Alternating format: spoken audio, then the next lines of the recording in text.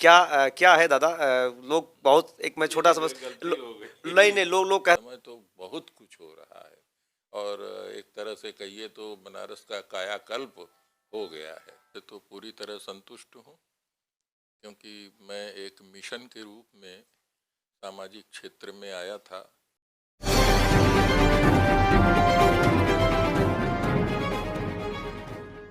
बनारस की बात होती है तो राजनीति की बात लाजमी हो जाती है। प्रधानमंत्री नरेंद्र मोदी का लोकसभा क्षेत्र है ये, 2 बार से यहाँ से प्रधानमंत्री हैं और यहीं से विधायक सांसद हैं।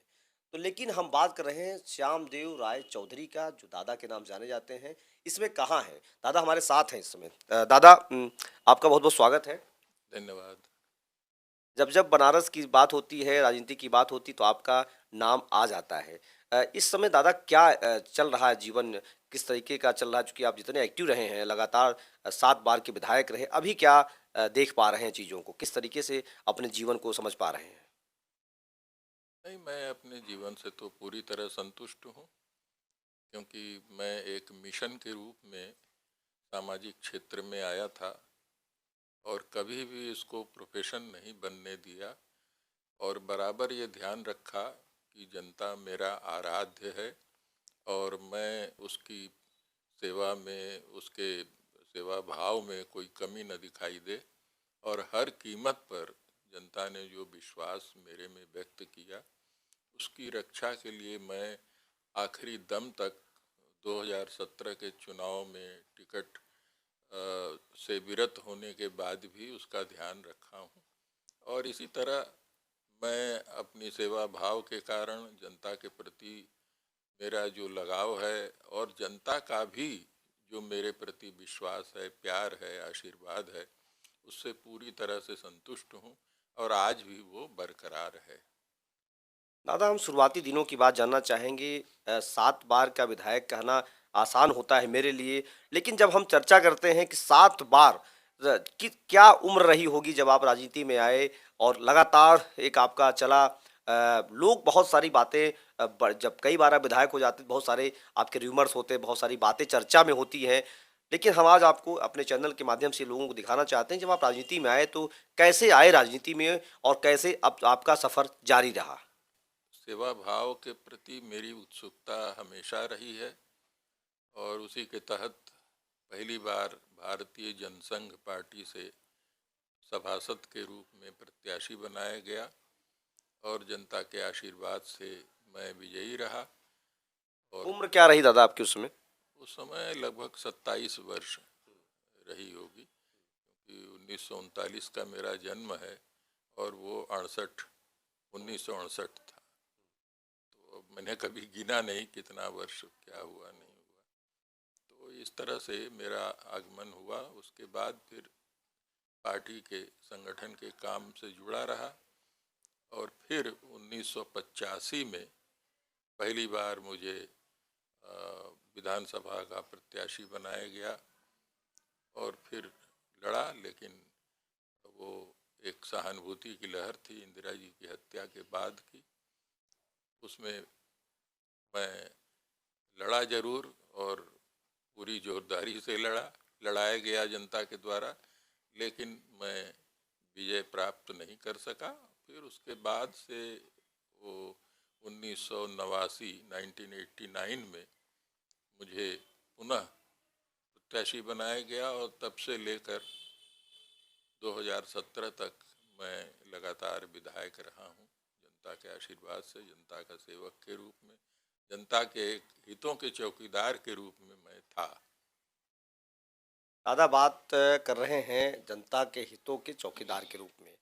दादा अकेले ऐसे विधायक रहे हैं बनारस के जिन्होंने अटल बिहारी वाजपेयी के समय में विधायक रहे, प्रधानमंत्री नरेंद्र मोदी का जब दौर आया उसमें भी विधायक रहे, 2012 में आपने चुनाव जीता, अच्छे वोटों से जीता। दादा एक चीज़ और जानना चाहेंगे कि जब अटल बिहारी वाजपेयी प्रधानमंत्री बने उस समय आप विधायक हुआ करते थे। आप ही एक ऐसे विधायक जो कंटिन्यू विधायक हुआ ही करते थे उस समय। तो उस समय जब बनारस में कभी अटल बिहारी वाजपेयी के आने का दौर हुआ हो, कुछ संस्मरण हो, कुछ अगर सुनाते चले, क्योंकि दर्शकों को ये जानना अब उत्सुकता रहती है कि अटल बिहारी वाजपेयी का प्रधानमंत्री काल जो रहा, प्रधानमंत्री नरेंद्र मोदी का कार्यकाल, उस पर चर्चा आपसे बाद में करूंगा। लेकिन जरा अटल के साथ कुछ संस्मरण रहा हो आपका, उसको भी जरा बताएं आप के लिए। कोई ऐसा संस्मरण तो याद नहीं आ रहा है फिलहाल। लेकिन वैसा व्यक्तित्व बहुत अनूठा व्यक्तित्व था उनका, व्यवहारिक दृष्टि से, कार्यकर्ताओं के प्रति लगाव की दृष्टि से। इतना मुझे आज भी मेरे मानस पटल पर है वो चीज़ें कि उनके जैसा व्यक्ति बहुत बिरले ही होते हैं। दादा से हमारी बातचीत जारी है। दादा ने बताया किस तरीके से। एक चीज़ और जानते हैं कि दादा जब मंत्री रहे हैं, स्वतंत्र प्रभार मंत्री भी रहे हैं, कई मुख्यमंत्रियों को भाजपा में इन्होंने देखा, राजनाथ सिंह, कल्याण सिंह और राम प्रकाश गुप्त, 3 लोग आए और गए यहाँ के मुख्यमंत्री। दूसरी बार जब ये विधायक विधानसभा चुनाव नहीं लड़े तो फिर इनकी सरकार आई। एक चीज़ आप समझते हैं कि बनारस में जो एक समस्या रहा करती है कि पानी की समस्या, जाम की समस्या, सड़कों पर ट्रैफिक की समस्या, उससे दादा का बहुत दो चार होना पड़ता था। तो दादा एक चीज़ बताइए कि जब आप विधायक हुआ करते यहाँ पर शहर दक्षिणी से, तो बड़ी समस्याओं का सामना आपको करना पड़ता था। सरकार आई तो फिर अब कितना बदलाव हुआ है क्या बेहतर तरीके से चीज़ों में? नहीं, मैं विधायक बनने के पूर्व वाराणसी में बिजली और पानी, ये दोनों की गंभीर समस्या हुआ करती थी। तो विधायक बनने के बाद मैंने जो ट्यूबवेल्स लगाने का काम शुरू किया। कहीं भी मुझे स्थान ट्यूबवेल के लिए, चाहे छोटा ट्यूबवेल हो, बड़ा ट्यूबवेल हो, जगह मिला, मैंने एक जाल बिछा दिया था और वो आज भी फंक्शन में हैं सभी। और बिजली के लिए तो मैं लगातार संघर्ष करता रहा, कई बार अनशन भी किया। दादा दो दो बार विधानसभा में प्रोटेम स्पीकर रहे, अब राज्य मंत्री रहे, स्वतंत्र प्रभार, 7 बार के विधायक हैं। दादा से ज़रा समझते हैं कि जो एक तरह से ये राजनीतिक इंटरव्यू नहीं है इनका। मैं ये दादा समझना चाहूँगा कि बनारस के बारे में कहा जाता है कि जब बनारस चर्चा होती है बनारस के पान की, तो दादा पान आप खाते हैं बनारस का? नहीं खाते। पान ऐसे कभी कहीं खाने का अवसर आ गया तो खा लेता हूँ, पान का अभ्यस्त नहीं हूँ। कहा जाता है कि नेता जो 2-3 बार विधायक जो हो जाता है, मंत्री हो जाता है, उसको नेताजी, माननी जी। आप अपने आप को क्या नेता मान पाते हैं? नहीं, मैंने कभी अपने को नेता समझा नहीं और न नेता बनने की कोशिश की। मैं हमेशा एक कार्यकर्ता के रूप में, जनता के सेवक के रूप में, जनता के हितों के चौकीदार के रूप में, एक चौकीदार के स्थान पर अपने को मैंने देखा, पाया और उसी विश्वास के साथ हमेशा जनता पर कोई भी समस्या आई, चाहे वो पुलिस उत्पीड़न हो, पानी की समस्या हो, बिजली की समस्या हो, गलियों की समस्या हो, हमेशा एक चौकीदार की तरह सजग रहा और उसके लिए संघर्ष किया और उन दिक्कतों को दूर कराने में भी जनता के कृपा से, ईश्वर की आशीर्वाद से मैं सफल होता रहा। इतना समय आपने राजनीति में दिया, अचानक से 2017 से 22 5 साल हो गया। कैसे पूरा समय निकाल पाते हैं? क्या लोगों से कनेक्टिविटी हो पाती है, मुलाकात हो पाती है? मन में बात रहती होगी जाएँ, मिलें, कैसे एक्टिविटी हो पा रही है 5 सालों की? नहीं, थोड़ी मेरी शारीरिक परेशानियां आ गई है जिसके कारण मैं अपनी गतिविधियों को बरकरार नहीं रख पा रहा हूँ, लेकिन उसका प्रयास कर रहा हूँ। और कुछ पारिवारिक परेशानियां भी इस बीच आई, तो उसके कारण मानसिक तनाव भी रहा और उसका असर शरीर पर भी पड़ा। समय तो समय के विपरीत मुझे चलना पड़ रहा है, अपने स्वभाव के विपरीत चलना पड़ रहा है। मैं हमेशा जनता के बीच में रहा हूँ और मुझे उसमें जो आनंद की अनुभूति होती थी उससे मैं इस समय वंचित हूँ। दादा इतने सालों तक यहाँ विधायक रहे, लगातार आपको पता है कि चुनाव में बीच में उत्तर प्रदेश की सरकारें कई बार छोटे-छोटे टर्म के लिए बन पाई। उस दौरान भी चुनाव में जाना, विधायक बन के आना, फिर विधायक के रूप में जाना, फिर विधायक के लिए जाना, लगातार कंटिन्यू रहा इनका यहाँ पर शहर दक्षिणी में। एक और सवाल करते हैं दादा से, चूँकि आप लोग देख रहे हैं और हमने ये कहा कि पॉलिटिकल इंटरव्यू नहीं है ये। ये दादा के एक्टिविटी को लेकर हो रहा है कि कैसे इन्होंने देखा। एक चीज़ ये भी कर लेते हैं कि जब सरकारें यहाँ बदलती रहीं, लेकिन दादा यहाँ विधायक बने रहे, डटे रहे। विपक्ष यहाँ पर कई बार जो आज विपक्ष में है, उनकी सरकारें बनती रही। एक चीज़ और ये है कि बिजली यहाँ पर वाक़ई में सही हुई है, पानी की व्यवस्था सही हुई है, लेकिन एक बात ये मन में आता होगा कि जब बीजेपी की सरकार फुल मेजॉरिटी में पहली बार यूपी में 325 से अधिक सीटें लेकर के आई और आप लगातार यहाँ की राजनीति को समझ दादा किताबों का पढ़ना, कुछ गानों को समझना, ऐसा कुछ एक्टिविटी में रहता है या पुरानी यादों को याद करते होंगे कि जब हम जाते थे बीच में लोगों के और लोग समस्याओं को उठा करके, अब कई लोग आपके पास फ़ोन भी करते होंगे दादा, अभी भी करते होंगे, आते भी होंगे, कैसे लोगों को देख पा रहे हैं चीज़ों को, पुरानी यादों को जो आपके साथ अभी जुड़े हुई है लोगों के साथ? ये तो मेरा बहुत सौभाग्य है कि मैं अभी विधायक नहीं हूँ, मेरे पास कोई अधिकार नहीं है, लेकिन फिर भी जनता का विश्वास बना हुआ है। और वो विश्वास ये है कि दादा के पास जाऊंगा, अपनी समस्या को बताऊंगा, तो दादा जो भी हो सकेगा वो ज़रूर प्रयत्न करेंगे। और इस विश्वास को मैं तोड़ना नहीं चाहता, इसलिए इस समय भी, इस परिस्थिति में भी जो लोग आते हैं मेरे से और मुझसे जो अपेक्षा करते हैं उसको अ, दूसरे तरीक़ों से मैं पूरा करने का प्रयास करता हूँ।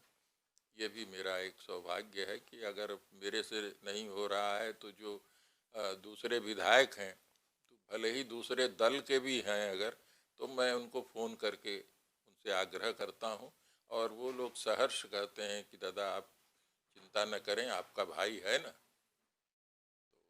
मदद करते हैं लोग। एक कोई संस्मरण आपका जो याद हो, जो बहुत आपको प्रिय लगता हो, बताना बताने के लिए प्रिय लगता हो? तो कुछ मुझे स्मरण नहीं आ रहा है, मैं तो काम करके, किसी का उपकार करके भूल जाने में यकीन करता हूँ। अपनी ही सरकार है और योगी जी आ रहे हैं, पूरे दमखम से आ रहे हैं, थोड़ी राजनीतिक बात भी हो जाए तो योगी जी आ रहे हैं, पूरे दमखम से आ रहे हैं। सारी भी परिस्थितियों के कारण जो बाधाएं खड़ी की जा रही हैं, उसके बाद भी मेरा विश्वास है कि जनता निश्चित रूप से जो परिस्थितियां बदली हैं और उसका जो लाभ मिला है, जो आज जीरो टॉलरेंस की नीति पर योगी जी काम कर रहे हैं, उनका परिणाम उनको जरूर मिलेगा और वो अवश्य ही पूरी दमखम के साथ पुनः सत्ता में 2022 में आना ही आना है उनको। तब अब एक आपका आखिरी जो हमारे इंटरव्यू संदेश है योगी मोदी सरकार को लेकर, अब आप राजनीति की बात हम लोग कर ही लिए हैं, क्या क्या है दादा? लोग बहुत एक मैं छोटा सा बस गलती हो गई। नहीं नहीं, लोग कहते हैं कि कि मतलब थोड़ा सा दादा आपका क्या है, मतलब योगी मोदी सरकार को लेकर क्या संदेश है आपका?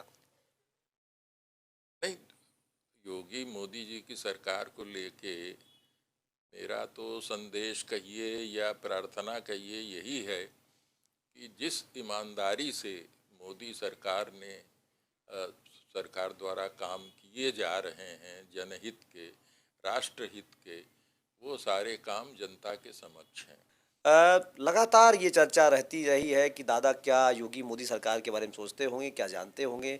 आज उन्होंने बता दिया है, ये था कि दादा के वो उन पहलुओं को दिखाया जाए जो लोग लगातार र्यूमर के रूप में उड़ाते रहते हैं मार्केट में और बाकी सारी चीज़ें दिखाते रहते हैं। तो ये इंटरव्यू आप देख रहे हैं जो हमने किया है अभी जस्ट, आप जो बातचीत हुई है हमारी पूरी, ये श्याम देव राय चौधरी, पूर्व मंत्री, 2 बार प्रोटेम स्पीकर, 7 बार के विधायक और बनारस के दक्षिणी से विधायक रहे। तो ये एक अपने आप में आप समझ रहे होंगे कितनी पॉलिटिकली कितना एक्टिविटी रही होगी जो लगातार चुनाव जीत करके आ रहे हैं। तो आज बस इतना ही, लगातार हमारा ये सफ़र जारी है उत्तर प्रदेश विधानसभा चुनाव को लेकर के, उन तमाम पहलुओं को हम दिखाने का प्रयास कर रहे हैं जो आप कहीं और नहीं देख पा रहे होंगे। धन्यवाद।